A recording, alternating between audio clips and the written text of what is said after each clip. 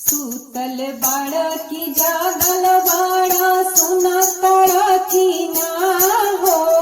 सूतल बाळकी जागल बाळा सुनतळकी ना हो। टीकावा बेचाए आइल बा तीना बतीना हो।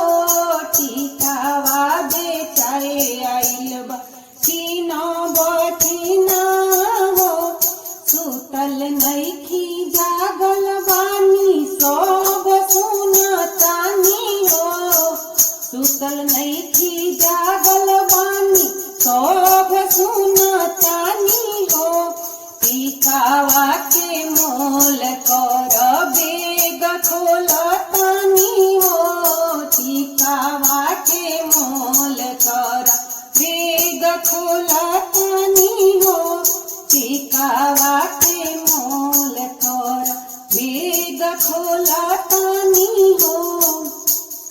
सूतल बाळकी जागल बाळा सुनतळकी ना हो।